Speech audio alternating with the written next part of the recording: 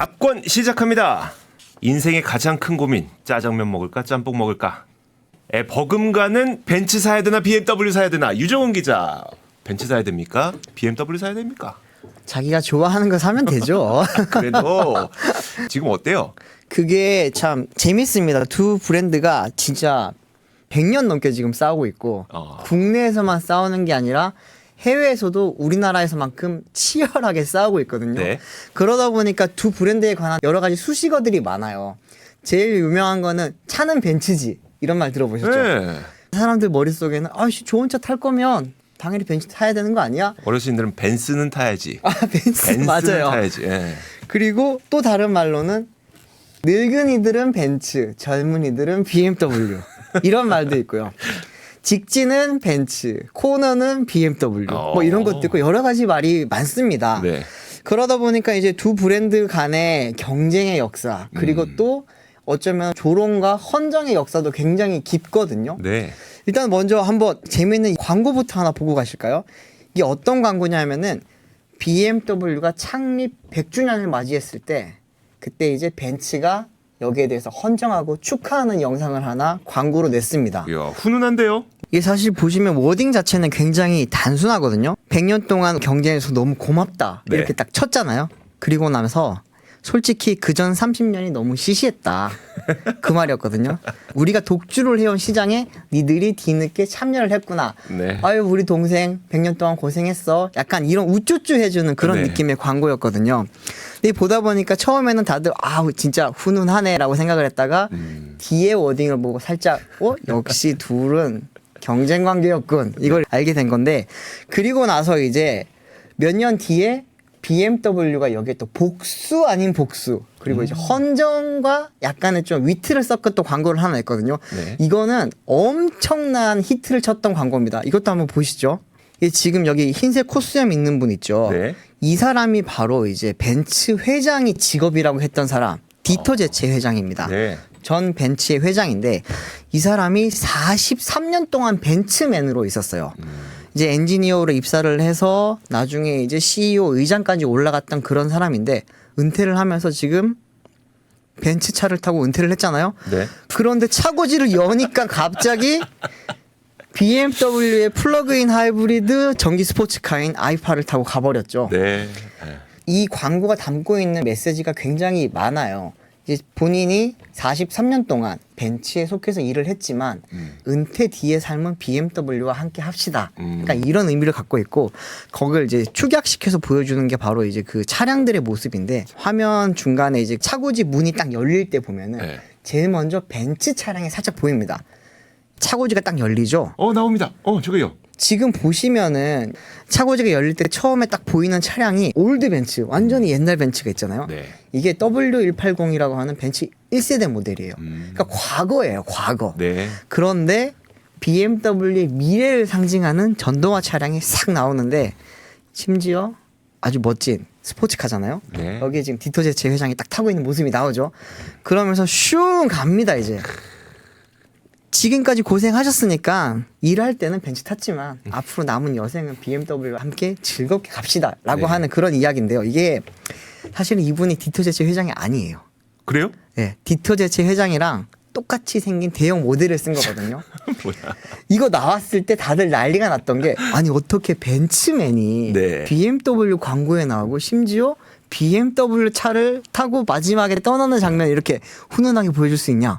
난리가 나면서 벤츠 공식 홍보팀에서, 네. 독일의 홍보팀에서 반박 자료를 냈습니다. 저 사람은 디터 제체 회장이 아니다. 대역이다. 대역이다. 그리고 디터 제체 회장은 은퇴를 하고 나서도 벤츠 전기차를 타지 BMW 전기차는 안 탈 거다. 그런 이제 논평을 냈습니다. 그러면 벤츠와 BMW 이 역사적 라이벌 관계의 시작은 언제로 거슬러 올라가야 돼요? 일단은 100년 전으로 돌아가야 됩니다. 그 전에 두 회사의 창업 스토리부터 한번 좀 보면은 거기서부터 약간 좀 다른 느낌이 있어요.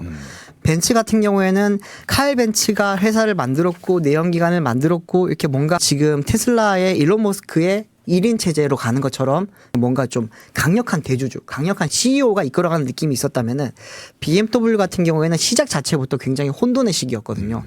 망해가던 항공기 엔진 회사를 인수를 해서 그리고 이제 그 회사를 모터사이클로 갔다가 자동차로 넘어가는 그 관계를 가지면서 여러 CEO들의 판단이 있었어요.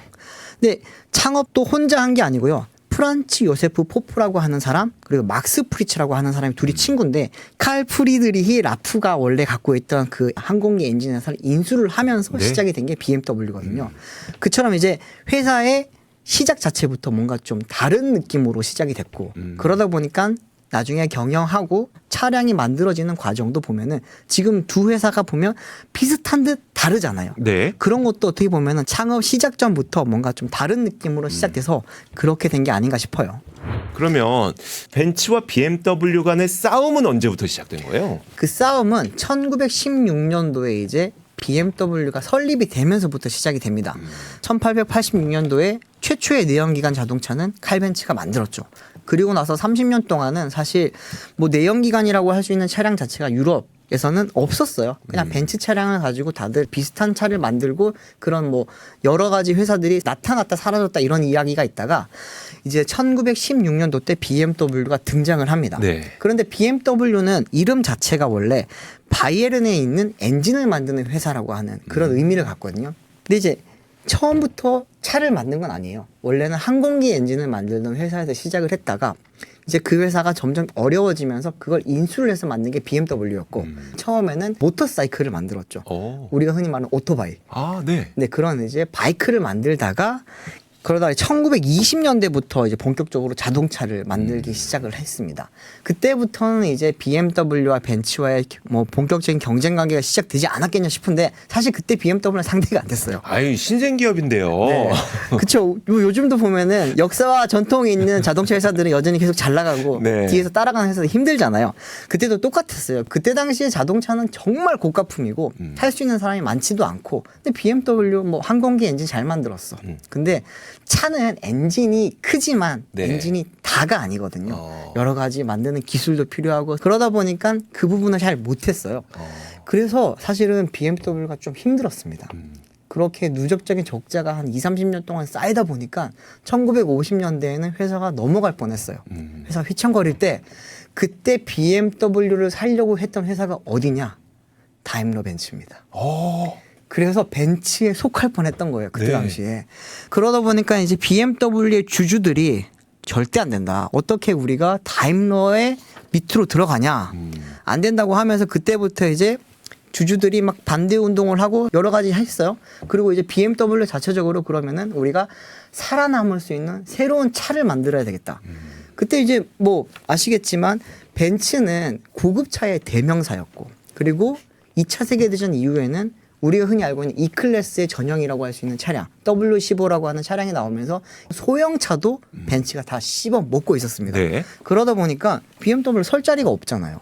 그래서 BMW가 당시에 우리가 새로운 클래스를 만들어 보자. 독일어로는 노이어 클래스라고 합니다. 네. 노이어 클래스라고 하는 새로운 차를 만들었어요. 그 차가 지금의 이제 5 시리즈의 전신이 되는 차인데 이 차가 BMW를 살려준 차예요. 사실 우리도 지금 차 살 때 보면 5 시리즈 E 클래스 많이 사잖아요. 일단 수입차로 내가 먼저 진출해야 되겠다. 네. 라고 하면 5 시리즈부터 가기 시작하죠. 그렇죠. 그때 당시 이제 BMW 같은 경우는 헤르베르트 칸트라고 하는 그 가문에서 주식을 다 사주고 그리고 이제 돈을 많이 대주면서 노이에 클래스라고 하는 차가 나왔는데 이 차량이 지금 보면은 요즘 흔히들 말하는 그런 세단의 형태. 예전에 롤스로이스나 마이바흐나 그런 차량 같은 약간 마차에서 변형된 것 같은 그런 차들 모양이었는데 네. 이제 이 노이에 클래스 같은 경우에는 우리가 흔히 말하는 3박스 세단이라고 하죠. 앞에 후드가 있고 캐빈 공간이 있고 트렁크가 있는 세단형 모델 그게 나오면서 히트를 칩니다. 이 차량 자체가 판매가 엄청 잘 되게 되면서 BMW를 이제는 기사회생 시켜주고 적자도 탈출시켜주게 되는 거죠. 근데 이제 BMW 노이어 클래스가 1960년대부터 판매를 시작을 했거든요. 네. 그러면 이때 당시에 벤츠는 뭐 했냐? 벤츠도 이제 3세대 E클래스 차량이 많이 팔리고 있었습니다. 네. 코드명으로는 W110이라고 하는 차량인데 이 차량 자체는 이 당시에는 미국에서 유행을 하던 그런 디자인이 많이 좀 적용이 됐었고 유럽도 유럽이지만 당시에 미국에 워낙 경기도 좋고 이렇기 때문에 미국 시장을 타겟으로 많이 판매를 하고 있었죠. 근데 이제 유럽에서는 BMW가 조금 잘 나가고 네. 벤츠는 미국 시장이랑 뭐 다른 이제 전 세계 시장을 막 뻗어 나갈 때였어요. 여전히 벤츠가 앞서 나갑니다. 그러다가 이제 두 회사가 본격적으로 경쟁 관계에 들어가게 된 거는 사실 1990년대 이후예요. 아, 그렇게 늦게 시작했군요. 네, 그전에는 사실 브랜드 가치로 보더라도 BMW보다는 벤츠가 조금 더 많이 앞서가 있었고. 우리 어르신들이 했던 이야기가 역사적 배경이 있네요. 아, 그럼요. 7, 80년대를 살아오신 분들은 차는 벤츠지. 벤츠지라고 하는 그래서 이야기가 그랬구나. 나올 수 있습니다. 그러다가 이제 80년대에서 90년대 넘어가면서부터 이제 글로벌 시장에서 두 회사가 점점 판매 경쟁을 벌이기 시작합니다. 네. 지금 그래프에서 파란색 선이 벤츠고요. BMW가 지금 오렌지색 선을 보여줍니다. 1993년도부터 한 97년도까지는 어떻게 뭐 비슷비슷하게 하지만 BMW가 조금 앞서가죠. 네. BMW가 앞서갈 수 있었던 거는 BMW는 좀 더 작은 차량인 3 시리즈가 그때부터 이제 글로벌 시장에서 엄청나게 인기를 얻었어요. 네. 특히나 이제 미국 시장에서도 약간 3 시리즈라고 하면 역동적인 주행 성능을 갖고 있고 또 젊은 사람들이 되게 좋아했거든요. 그러니까 젊은 층이 좋아하는 이런 차를 만들다 보니까 BMW는 이 사람들이 나중에 크면은 5 시리즈도 타고 7 시리즈도 탈 거다라고 하는 그런 전략을 갖고 3 시리즈에 되게 공을 많이 들였거든요. 그러면서부터 이제 판매량이 쫙 올라가면서 앞서 나가다가 벤츠가 또 한 번씩 이깁니다. 그런데 지금 그래프 전반적으로 보시면은 판매 대수 측면에서는 사실 BMW가 조금씩 앞서가는 모습이죠. 네. 한 1995년, 6년까지는 고급차 시장에서는 BMW가 조금 저렴하면서 멋있는 차, 벤츠는 좀 더 고급스러우면서 비싼 차, 이래서 판매 자체는 BMW가 조금 앞서갔습니다. 네. 그런데 저 때도 여전히 이제 뭐 매출이라든지 영업이익 측면에서는 벤츠가 좀 더 좋았다고 해요. 그러다가 이제 97년부터 이제 두 회사가 이제 100만 대로 넘어가게 되고요. 쭉 100만 대 시대가 오랫동안 지속됐습니다. 뭐 비싼 차가 사실 워낙 잘 팔리기가 쉽지가 않아요. 이때 그럼요. 당시에 뭐 경제적인 그런 위기들도 왔다 갔다 하고 막 그러다가 2010년도 넘어가면서부터 두 회사가 이제 본격적으로 좀 판매가 많이 느는데. 중국이네. 그렇죠. 중국 판매가 많이 늘어납니다. 2010년부터 보니까 딱 중국이네요. 중국 판매 확 늘다가 보시면은 2014년도에 BMW가 200만 대 돌파를 합니다. 네. 200만 대 판매 돌파에 혁혁한 공을 세운 곳은 역시나 중국입니다. 아. 중국 시장 자체가 이때부터 열리면서 5 시리즈 판매가 굉장히 많이 늘었어요. 네. 그리고 아시겠지만 중국은 큰 차를 좋아하잖아요. 네. 그러다 보니까 E 클래스든 5 시리즈든 이 차들도 S 클래스나 7 시리즈만큼 긴 차들이 있거든요. 롱휠 베이스예요? 네, 롱휠 베이스 모델이 있습니다. 5 시리즈인데 차를 타보면 7 시리즈보다 더 넓은데 네. 이런 느낌을 주는 차들이 있어요. 그러면서부터 이제 두 회사 간의 이제 판매 경쟁이 굉장히 좀 치열하게 벌어졌는데, 이런 판매 경쟁을 보시면은 작년까지도 거의 BMW가 글로벌 시장에서는 판매량은 앞섭니다. 와. 어떤 네. 느낌이냐면 BMW는 그나마 할인해줘서 살 수 있는 수입차. 벤츠는 할인 안 해주지만 이미지 때문에 사는 수입차. 이런 이미지가 저한테는 있거든요. 그런 거 크죠. 네. 사실 벤츠 같은 경우에도 한 2022년까지도 거의 노세일 브랜드로 유명했어요. 네. 그렇게 그 힘들었던 코로나 시절에도 세일을 안 했거든요.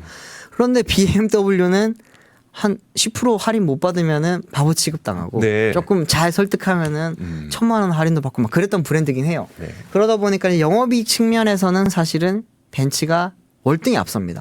그런데 판매량, 특히나 이제 우리가 판매량이 왜 중요하냐면은 거리에서 보이는 숫자가 되게 중요하거든요. 네. 그래서 우리가 흔히 말하는 강남 소나타, 강남 산타페 이런 말이 있잖아요. 네. 그 소나타가 그만큼 많이 팔린 차량이고 산타페가 많이 팔린 차량인데, 강남에 가면 저 차는 소나타보다 더 많이 보이네라고 했던 최초의 차량이 바로 5 시리즈입니다. 아.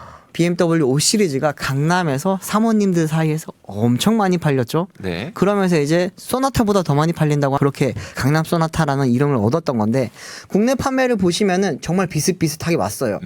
큰 차이가 없다가 갑자기 차이가 나기 시작하는 시즌이 바로 2011년입니다. 네. 2011년이 되면서 이제 BMW 코리아가 23,000대 넘게 판매를 하면서 이때부터 판매 격차를 확 벌려요. 이때 주력이 됐던 차량이 바로 이제 그 5 시리즈 520D라고 하는 네. 디젤 세단 있잖아요. 네. 이때부터 많이 팔았습니다.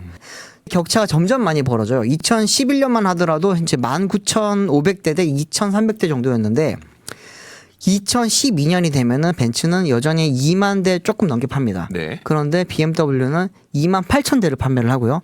2013년이 되면은 BMW는 수입차 최초로 3만 대를 돌파를 하고요. 그리고 그 다음에 또 4만 대 또 돌파하고요. 그리고 그때부터 이제 계속 잘 나가요. 네. BMW의 전성시대가 됐거든요. 제가 이때 한창 수입차 출입을 하고 있었습니다. 네. BMW 3 시리즈, 5 시리즈가 맨날 1등 할 때예요.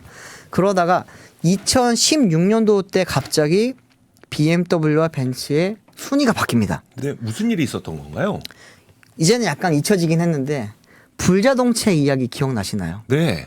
그때 이제 BMW 차량들이 갑자기 막 여름에 불 나고 5 시리즈, 3 시리즈 디젤 차들 갑자기 지하 주차장도 못 들어간다. 네. 주차 타워는 더더욱 못 들어간다. 이런 일이 있었잖아요. 네.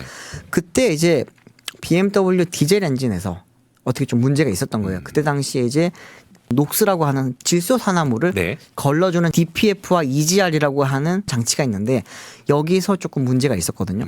그러면서 BMW 차량들이 불이 나기 시작했어요. 근데 마침 이때 벤츠 같은 경우는 E클래스의 신형이 나옵니다. 네. 벤츠의 E클래스 신형이 나왔는데 이게 정말 잘 팔렸어요. 우리나라 사람들이 굉장히 좋아하는 화려한 그런 디자인과 네. 그리고 우리 요즘 고급차 딱 타면은 앰비언트 라이트라고 아시죠? 네. 그게 정말 예쁘게 적용됐었고 또 요즘 현대기아도 많이 하고 있지만 파노라믹 디스플레이 있죠. 네. 이거를 그때 적용하기 시작하면서 국내 소비자들의 눈길을 확 잡았던 10세대 E클래스가 이때 딱 출시를 한 거예요. 그러면서 소비자들이 생각을 한 거죠. 아, 나 수입차 사야 되는데 지금 5 시리즈 사려고 봤더니 5 시리즈는 불자동차 이미지가 있어. 네. 나 1억 가까이 주고 차를 사는데 주차장도 못 들어오게 하네. 근데 E클래스를 딱 사러 가봤더니 차도 예쁘고 뭔가 좀 이렇게 고급스러움이 있고 벤츠 실내가 굉장히 예쁘게 딱 빠졌잖아요. 여심을 홀렸습니다. 그런 여심을 잡고부터 E클래스 판매량이 쭉쭉쭉 올라가죠. 그러면서부터 이제 BMW가 지고 벤츠가 뜨는 애가 됐는데 잘 보시면 2016년, 2017년, 18년, 19년, 20년, 21년 그리고 22년까지 벤츠가 7년 연속 국내 시장에서 1등을 합니다. 네. 이때 글로벌 시장에서는 여전히 BMW가 벤츠를 앞서갔어요. 근데 우리나라는 굉장히 트렌드에 민감하죠. 그런 일이 딱 있고 나니까 그리고 BMW보다 벤츠의 E클래스가 조금 더 예쁘게 나오다 보니까 완전히 태세가 전환된 거예요. 그러면서 벤츠 전성시대가 7년 동안 이어졌습니다. 그러다가 작년에 이제 벤츠가 8년 연속 1등을 할 거냐 말 거냐를 두고 모든 사람들이 관심을 쏠렸거든요. 네. 근데 BMW가 8년 만에 1등을 다시 되찾아온 거죠. 그러니까 요즘에 보면은 길거리에 BMW 비중이 굉장히 많이 늘었어요. 지금 무슨 일이 발생한 거예요? 이게 작년에 큰일이 있었어요. 뭐냐면은 아까 저희가 이제 5 시리즈 E클래스 이야기를 많이 했는데 두 모델의 모델 체인지가 동시에 벌어졌습니다. 네. 그때 당시에 이제 BMW는 5 시리즈가 전 세계에서 국내가 가장 많이 팔리는 시장이고 E클래스도 한 두 번째, 세 번째로 많이 팔리는 시장이거든요. 그런데 BMW는 한국에 성의를 보였어요. 네. 뭐냐면은 5 시리즈 신형 모델의 월드 프리미어 공개 행사를 한국에서 진행을 한 겁니다. 그리고 한국 시장을 가장 먼저 인도를 시켜줬고요. 그러면 소비자들이 이제 뿌듯하죠. 뿌듯하죠. 그런데 마침 신차가 동시에 나왔는데 디자인을 봤더니 E클래스는 왜 이렇게 삼각별이 많지? 그릴에도 삼각별이 수백 개가 있고 리어 램프에도 삼각별이 크게 박혀 있고 네. 곳곳에 삼각별입니다. 약간 황공포증을 일으킬 정도라는 그런 막 표현까지 나왔는데 뭔가 많은 사람들 사이에서 이야기가 나왔던 게 약간 좀 중국스러운데 이런 평가가 많이 나왔고 BMW는 오히려 조금 더 차분하고 심플하면서 역동적인 이미지를 살짝 줄였어요. 네. 대신에 고급감을 조금 높였더니 국내 소비자들이 되게 좋아한 거죠. 사실 우리나라 사람들은 약간 심플하면서 고급스러운 느낌이 나는 걸 좋아하거든요. 네. 최근에 뭐 볼보가 되게 인기를 끌었던 이유도 디자인 자체가 튀지 않고 차분하면서 고급스럽거든요. 그런데 이번에 BMW의 5 시리즈가 그런 느낌을 딱 주면서 소비자들이 엄청나게 좋아하게 된 겁니다. 사실 대형차 시장은 벤츠가 그냥 압살했거든요. 차는 벤츠지의 그 벤츠는 S클래스를 이야기를 하는 거예요, 사실. 그렇군요. 네. 참 몰랐습니다. S클래스는 많은 사람들이 롤스로이스도 있고 벤틀리도 있고 훨씬 좋은 차들이 있지만 고급차의 대명사는 벤츠 S클래스잖아요. 그만큼 뭔가 딱 정형화된 느낌을 갖고 있는데 이번 S클래스 잘 나왔죠. 네. 그런데 BMW가 이번에 7 시리즈를 내놓으면서 약간 롤스로이스의 느낌이 나는 뭔가 볼드하면서 굉장히 크고 네. 두툼한 느낌을 주는 그런 7 시리즈를 냈어요. 근데 사람들이 봤을 때 S클래스도 오래 탔거든요. 아까 말씀드렸지만 트렌드에 민감한 나라입니다, 우리가. 이제는 뭔가 한번 바꿔줄 때가 된 것 같은데 할 때 또 마침 BMW가 7 시리즈 잘 내놓은 거예요. 그러면서 이제 많은 사람들이 지금 갈아타고 있고 또 하나는 실제로 차를 잘 만들었습니다. 네. 기존의 7 시리즈 같은 경우에는 뭔가 뒷좌석이 조금 불편하다는 이야기, 뭔가 약간 쇼퍼 드리븐보다는 오너 드리븐으로 집중된 그런 차량이라는 이야기가 많았는데 쇼퍼 드리븐이 회장님 차, 그렇죠. 사장님, 회장님 뒷좌석에 이렇게 딱 편하게 앉아서 가는 차. 오너 드리븐이 자차. 그렇죠. 네. 본인이 운전해야 되는 차. 네. 그런데 이제 이번에는 두 개를 모두 좀 약간 만족시켜 줄 수 있는 것 갖고 왔고 무엇보다도 뒷좌석에 48인치 디스플레이가 딱 박혀 있습니다. 이것 때문인 것 같습니다. 크죠. 이게 뒷좌석에 딱 타보면은 천장에서 이렇게 디스플레이가 쫙 내려와요. 네. 근데 완전 초와이드거든요. 초광각의 그런 디스플레이다 보니까 영화관 같아요. 딱 키면은 거기서 넷플릭스도 볼 수 있죠. 유튜브도 볼 수 있죠. 내가 원하는 영상 다 볼 수 있어요. 거기다가 이제 이 시트, VIP 시트라고 하죠. 네. 이게 비즈니스 클래스를 딱 탄 것처럼 쫙 눕혀집니다. 눕혀지면서 갑자기 차창에 있는 선세이지드가 딱 올라오면서 실내가 어두컴컴해져요. 뭔가 약간 영화관 같은 그런 느낌이 네. 드는데 요즘 뒤에 디스플레이 있는 차들 많죠. 근데 20인치 안 되는 조그마한 거 보다가 큰 거 딱 보면 대접받는 느낌 들잖아요. 그러다 보니까 사람들이 이제는 7 시리즈로 많이 넘어갔고 무엇보다 5 시리즈가 많이 팔리면서 약간 그런 태세 전환이 있고 시장의 트렌드 자체도 바뀌면서 지금은 이제 BMW가 벤츠를 확실히 앞서가는 느낌입니다. BMW는 할인 얘기도 많이 있긴 한데 약간 이런 이미지 있지 않아요? 집보다 차만 사는 사람들. 아, 카푸어 말씀하시는 네. 건가요?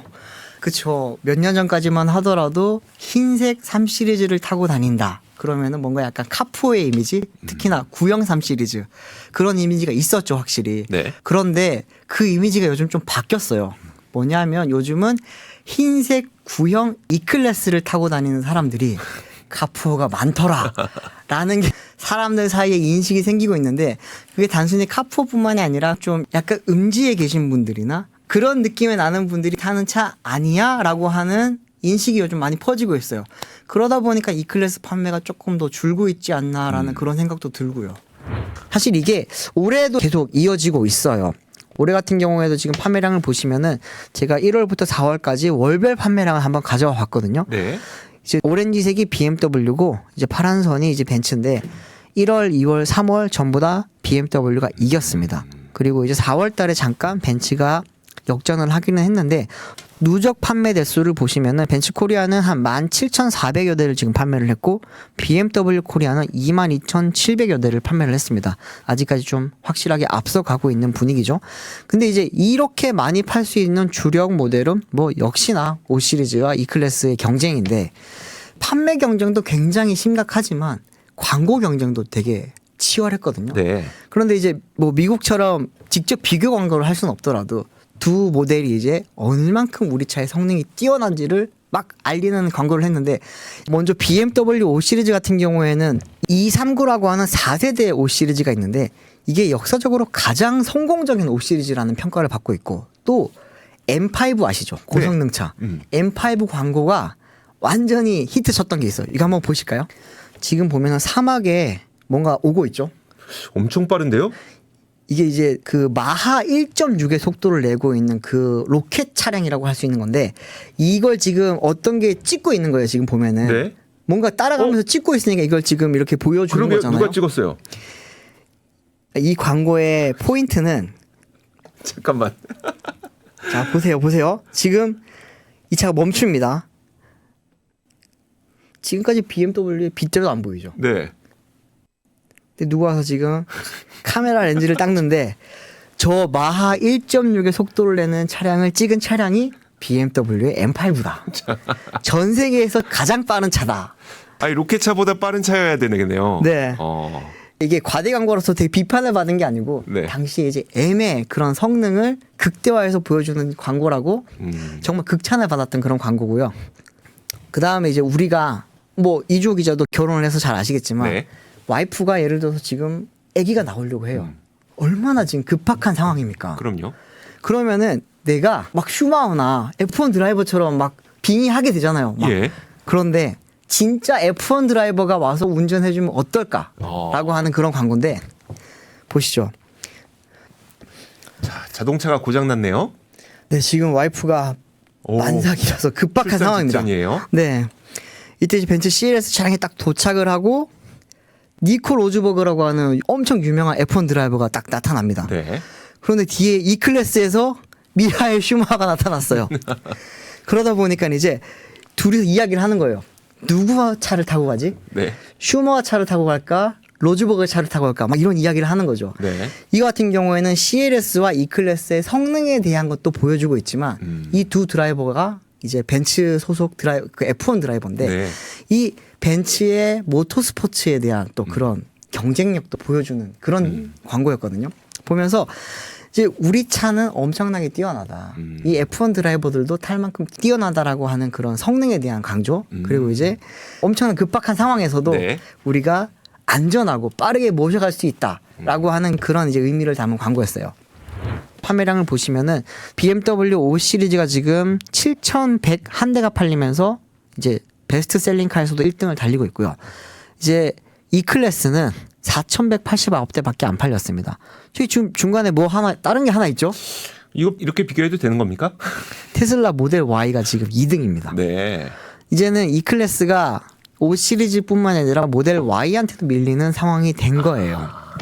그러다 보니까 이제 사람들이 이번 세대 싸움에서는 어쩌면 BMW가 계속 앞서가지 않겠냐. 그러면 세대라고 하면은 보통은 한 6년에서 7년 정도 쭉 이어질 수 있거든요. 네. 이 부분에 대해서 지금 벤츠가 굉장히 걱정을 합니다. 벤츠 코리아 사장이 최근에 이제 한국 자동차 기자협회랑 이렇게 인터뷰를 했거든요. 그때 했던 말 중에 하나가 벤츠는 판매량에 그리고 이제 매출에 목표를 갖고 있는 회사가 아닙니다. 우리는 고객들에게 고급감 그리고 이제 문화를 전달하는 그런 브랜드입니다라는 걸 강조를 했어요. 쉽게 말하면은 우리는 돗대기 시장처럼 많이 팔지 않고 비싸게 좋은 것만 팔 거야라고 했지만 그거는 되게 있는 척 하시려고 한 말씀 같고요. 사실은 얼마나 지금 속이 쓰리겠어요. 그렇죠. 그 지금 벤츠 코리아 사장이 최근에 왔거든요. 네. 근데 오자마자 BMW한테 지금 지고 있으니까 얼마나 지금 속이 타겠습니까? 이런 상황에서 지금 이제 E클래스 5 시리즈 싸움에서도 지고 있고 그래서 지금 벤츠가 올해 좀 많이 준비를 하고 있습니다. 올해 전기차 라인업뿐만이 아니라 SUV라든지 또 AMG라고 하는 이제 고성능차 라인업들 있잖아요. 네. 한국 시장에 지금 많이 가져오려고 준비를 하는데 그럼 BMW는 가만히 있겠습니까?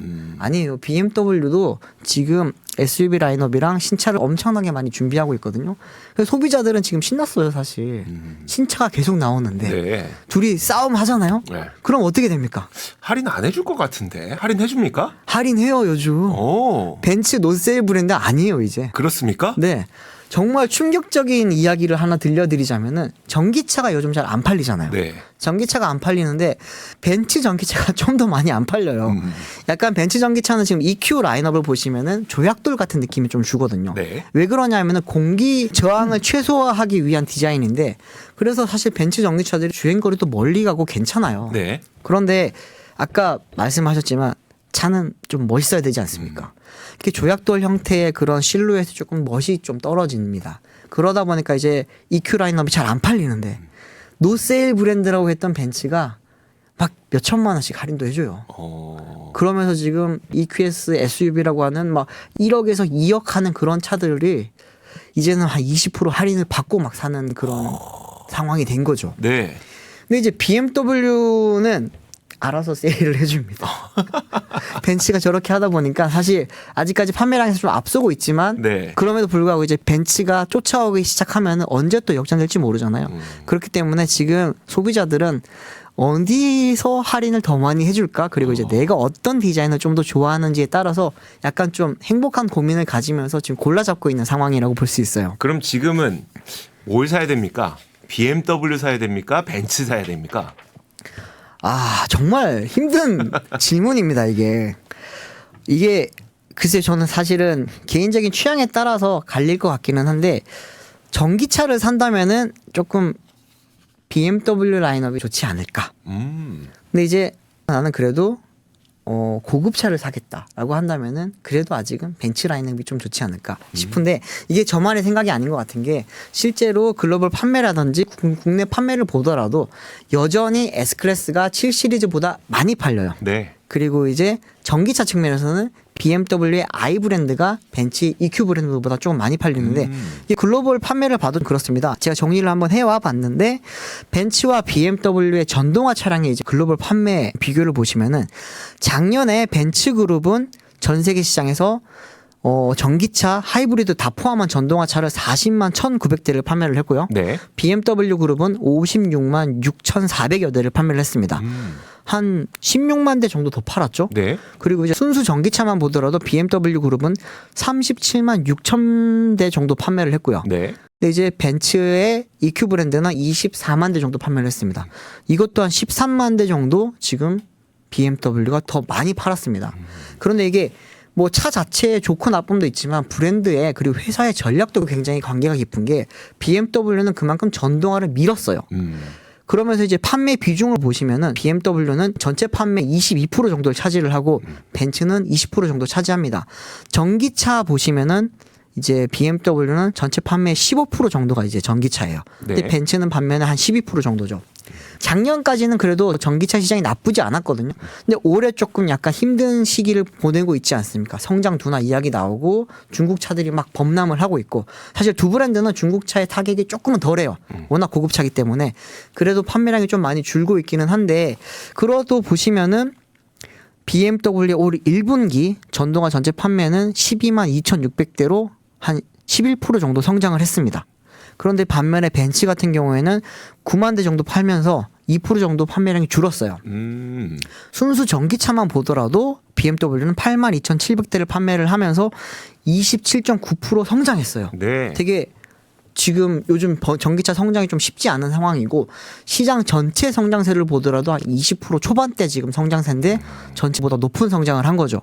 반면에 이제 벤츠 같은 경우에는 전기차 판매가 4만 7,500대면서 이제는 8% 감소했습니다. 쉽게 말하면 전동화 측면에서는 벤츠는 조금 힘이 많이 빠지고 있는 상황이고 BMW는 계속 성장세를 이어가는 측면이죠. 근데 이게 되게 재밌는 게 두 회사의 전략을 비교를 해보면 벤츠는 EQ 브랜드를 앞세우면서 내연기관과 전기차를 완전히 분리를 시켜서 우리는 나중에 내연기관을 없애고 전기차만 판매를 하겠다라고 이야기를 했거든요. 네. 이게 되게 충격적인 이야기예요. 칼 벤츠가 1886년도에 내연기관 차를 최초로 만들어서 최초로 판매를 했는데 내연기관을 접겠다고 엄청나게 큰 결단을 내렸는데 반면에 BMW 같은 경우에는 내연기관을 포기하지 않겠다고 말을 했습니다. 왜냐하면 내연기관이 주는 그런 이제 기계공학의 결정체라고 하는 엔진의 기술력 그리고 이제 거기서 주는 만족도가 소비자들 입장에서는 굉장히 크다고 판단했던 거였거든요. 그러면서 이제 또 플랫폼 자체도 벤츠는 전용 플랫폼, 네. BMW는 이제 겸용 플랫폼으로 갔어요. 그랬는데 그러면 누가 봐도 벤츠 전기차가 조금 더 나아 보이잖아요. 네. 그런데 뚜껑을 열고 보니까 실제로는 BMW 전기차를 더 많이 소비자들이 선택을 했던 거죠. 왜 그런지에 대해서 취재를 해보니까 이게 사람들이 경험에서 오는 친숙함이 있는 거예요. 이 BMW 차 같은 경우에는 예를 들면은 가솔린 차를 탈 때와 전기차를 탈 때의 경험이 비슷합니다. 차 자체의 이제 인테리어도 비슷하고 UI, UX도 비슷하고 심지어 주행 질감까지 비슷하게 만들어 놨어요. 그런데 벤츠는 아까 말씀드렸지만 EQS를 탈 때와 S클래스를 탈 때는 완전히 다른 느낌을 줘요. 차 디자인도 다르고요. 인테리어도 다르고요. 무엇보다 S클래스가 제일 중요하게 여겨야 되는 고급감이 EQS에서는 많이 떨어져요. 차값은 더 비싼데 왜 이런 고급스럽지 않은 차를 내가 사야 되지라고 하는 그런 느낌을 많이 주다 보니까 EQ 라인업 자체의 소비자 선호도가 많이 떨어진 상황이죠. 근데 이제 벤츠는 이제 약간 전동화의 힘을 뺄까 말까 고민을 하고 있는데 BMW는 i 브랜드를 다시 한 번 더 키우기 위한 지금 전략을 쓰고 있어요. 아까 BMW가 힘들 때 60년대에 BMW 살려줬던 그 차 노이어 클라세라고 네. 하는 게 있잖아요. 그 이름은 그대로 가져와서 비전 노이어 클라세라고 하는 새로운 컨셉트 카를 내놨고 이걸 기반으로 하는 새로운 전기차 전용 전기차를 만들어서 이제 새로운 전동화 시대를 또 준비를 하겠다고 지금 이야기를 하고 있거든요. BMW는 어떻게 보면 차근차근 계단을 좀 밟고 가는 느낌이 들고요. 전동화 측면에서. 벤츠 같은 경우에는 약간 내가 선도를 해서 나가겠어. 우리가 내연기관 시대를 열었던 것처럼 전동화 시대에서도 고급차에서는 우리가 그 시대를 열어갈 거야라고 조금 앞서가다가 이 길이 아닌가? 약간 좀 요즘 혼돈의 시기를 보내고 있는 느낌이 좀 듭니다. 알겠습니다. 얘기 쭉 듣다 보니까 내가 지금 이제 첫 수입차를 사야 된다. 벤츠를 살까 BMW 살까. 앞서 얘기해 주신 것처럼 앞으로 몇 세대간 BMW가 만약에 이런 인기를 유지할 거라고 생각된다면 가오를 생각하시는 분이라면 BMW. 몇 년 만에 드디어 할인 들어갔다. 내가 합리적인 소비자다 생각되시는 분들은 벤츠 고르시면 딱 맞을 것 같네요. 압권이었습니다.